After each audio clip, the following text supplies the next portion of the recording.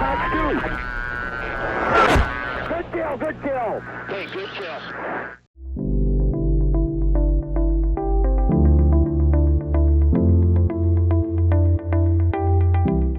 Hey guys, welcome back to another video. We're here in the F-16 Viper, and this time we're online. We're on my PvP server. Everyone you see here is a real person. We got a couple of Sukhois out in front taking off. We're going to get in the air and see if we can get anybody, if we can shoot anybody down. I always love bringing the F-16 when I do these missions just because it gives me so much situational awareness. And in a server like this where, you know, there's a lot of guys flying around, a lot of missiles being thrown around, a lot of flanking maneuvers. It's very important to have good situational awareness. The way I'll do this is I'll probably just splice together a bunch of different fights. I'll bring in just the action parts and cut out the parts that are maybe a little more dull. We got one flanker who just took off. This guy here looks like he's just trying to make sure that the runway is clear before he takes it. Good call there. We'll take off with him. We'll do a tandem takeoff. Assuming I don't screw it up and crash into him. But usually when I do these missions, I don't come in as myself. You know, I make up some random name. So even if I crash into this guy as we take off, he won't know it's me. So he'll go report it as some guy crashing into him. And I'll get banned from the server. He'll have no idea it's me who crashed into him, I guess, until he watches the video. So I'm giving him lots of room here as we roll down the runway. And we'll rotate together here. There we go. And we're off. Look at that nice, beautiful takeoff. Now on the enemy team, there's going to be a lot of F-15s, a lot of F-16s. They're flying super high, some of them, so there's going to be a real problem dealing with those guys. You know, but we'll sort it out as we get going here. Let's see if we can just get a little bit closer to this guy. I'll give him some room in a second here. I don't want to harass this guy the entire time. He's just trying to do his own thing. But I do wonder if he knows I'm here, if he saw me take off with him, he sees me fly in formation with him. Oh, nice roll. Let's give him one as well. And he's going to take off. Okay.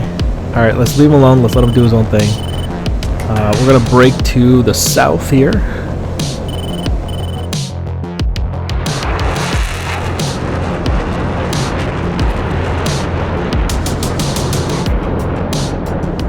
So there was a guy over here flying like way high. He was at like 30,000 feet last I saw him. And I tried to slip underneath him, and there was a high possibility of him seeing me and raining missiles down on my head and killing me. But somehow he didn't see me, and now I'm directly underneath him, and he's very high altitude, which makes him a problem for my team. So I'm going to commit onto him and kill him immediately. He's at like 48,000 feet here, which is nuts. Got him locked here. Fox 3. So that's one away at 8 miles. He's right above me. He's going to get that missile pipple warning almost immediately. I'm going to point the nose up, and we're going to shoot a second one at him. At 6.5 miles. Fox 3 again. And I don't know what that is. I think that's an F-16. Maybe. There we go. He's dead. Doesn't matter what he really was. Double hit. Both of those missiles smoked him. So that's good. We got to get rid of those high guys. The high bandits are always priority threats. They're always the biggest problem. I'm contrailing now, which means everyone and their mother can see me. So I'm going to get out of here. Let's drop tanks. And yeah, let's get out of here. We'll come back around and see if we can take out anyone else. Alright, I got a bit of a dual problem here. I got one guy at Angel 7. Guy at Angel 6 is going cold. Angel 27 guy is going to be a problem, so I'm going to actually shoot him. He'll be outside of range. He's slightly in range, I guess. Low probability of kill here. And he's not really even looking over here. We'll put the 7 guy into a primary data link track, so I can track both of them at the same time. Angel's 31 guy locked at 20 miles, Mach 1.5, so I'm really fast here. And he's climbing up to 32,000 feet. I'm going to go ahead and shoot at this guy. he should theoretically be able to defend this. Fox 3, if he starts diving, he'll get away. But that missile is honestly just to push that guy away, because I'm gonna worry about... Oh, look at this. Angel's 30 guy is already diving. I think he was killed. Somebody killed him. Which leaves this... You can see the altitude dropping on the Angel's 30 guy. He's down to 18,000 already. Yeah, so anyway, that leaves us with the Angel 7 guy. And he is in a primary data link track right there, that little hexagonal thing. I guess it's actually an octagon. There we go, we got the lock at 6 miles, and I'm going to shoot him here, Fox 3. And let's see if that tracks. Diving down on top of his head. Probability of kill is high, there you go, splash 1. And that looked like possibly an F-14 to me. Why he was that low, I don't know. Okay, splash 1 right there. We got a missile launch on me, so we're gonna get out of here. We did what we were supposed to do. Dive into this little valley. We'll go cold here just to survive. I'm always basically shooting and then getting out of the area, resetting, and coming back. I think we beat that missile that was shot at us so far. Okay, I got 2 guys on data link pushing me. I got one at 14,000 and one at 11,000. This guy's pretty close at 11 miles. I got 1 AMRAM remaining here. I am Mach 1.47, so that's pretty good here at 8 miles, Fox 3. And he's going to see me, so I'm going to dive down, and that speed is what's going to save me here. Yeah, that's him shooting. You can see a missile trail and flares coming off that guy, and I'm going to dive down. Look at this, we're 730 knots, chaff and flare as we dive into this mountain, and I think I'm going to survive this one. Only because I was so fast at 8 miles I was able to defeat an AMRAM. And no, he did not survive it. There he is, so he's dead. I was wondering, I thought maybe he got away as well. Look at this. Can you see this? This is the enemy missile. Look at that. That's his AMRAM. Perfect, we're at low fuel too, so we can just go home. But yeah, so that guy died because he wasn't as fast as me.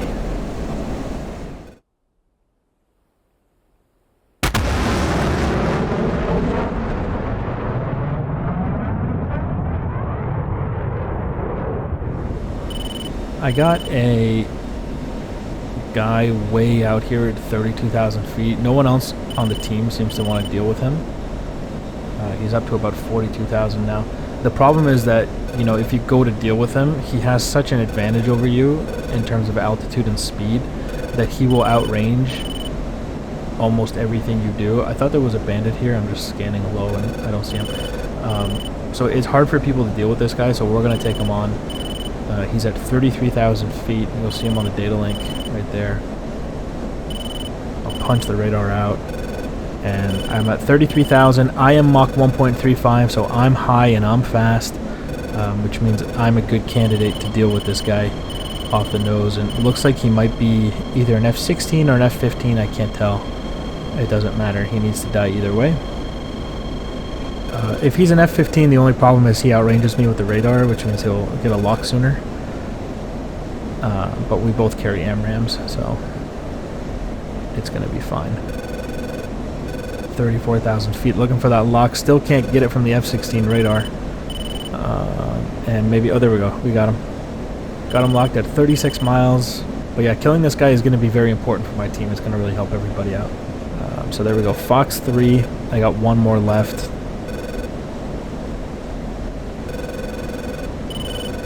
We'll get a little bit closer at 30 miles now. And we'll shoot a second one at him. There we go. Fox 3. So that's 2 in the air. That was at Mach 1.5 at 46,000 feet. So very dangerous missiles that I just shot at him. And we're going to begin cranking. Holding that lock. 22 miles now. And look at that. He's doing the same thing. But he's going to want to go cold. Look at it. He's not reducing altitude. He shot at me as well, but he's not... There we go. Now he's reducing altitude. It's going to be a little late, bud. He's going to probably eat those AMRAAMs, if I'm being honest with you. He didn't defend aggressively enough. His contrail ends. There he is. He's right there. Wait for it. Splash 1. Both missiles hit him. Alright, great. We just hit bingo fuel, so we can head home. But yeah, that's perfect. I knew he should have defended harder. AMRAAMs fired at Mach 1.5 are very dangerous.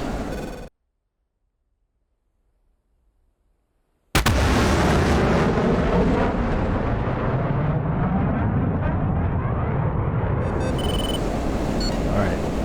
I beat that missile. There's a guy over there, primary data link track, up high. Let's see if we can engage him.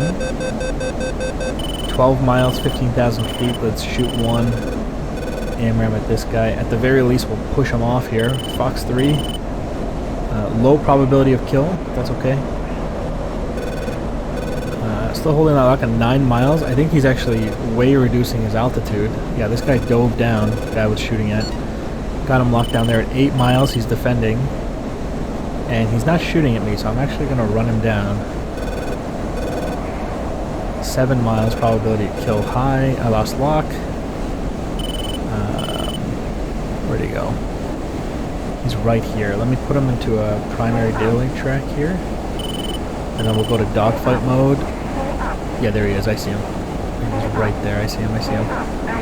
Got him locked. 3 miles. Fox 3. No way he survives that. It's a Hornet too. It's a red Hornet, so it's probably Canadian. I hate to do that, but /1 Hornet. Situational awareness low on that one because he didn't even shoot me as I dove down on top of him. Alright, look at this. We got possibly... Oh, here we go. Look at this. We got 2 guys pushing me low. 3,000 feet and 5,000 feet. So, same probability of kill for these guys, basically. So I'm going to shoot them both here at 13 miles. 12 miles on this guy. He's coming right at me, so... Fox 3 on this guy at 10 miles. My speed is like Mach 1.2 basically right now, so that is a fairly dangerous AMRAAM. We'll lock the second guy here at 10 miles, Fox 3 on him as well. One of them shot at me, but once again, luckily I'm fast, so I'm going to be diving down. And those are 2 very dangerous AMRAAMs I fired at those guys, which I think they will very much struggle to defeat because I shot them from high altitude too. It's going to come down on top of their heads. They won't probably be able to terrain mask them, I don't think. I'm off cold. Splash 1 in the distance there. We got 1. And I don't see number 2. Where's number 2? Did we get... Oh, there's number 2. Splash 2. That's how it goes. F-16 mopping up. Alright, I'm going to include this part in the video. Usually this is a little bit more of the boring part, but I'll put it in for anyone who's interested.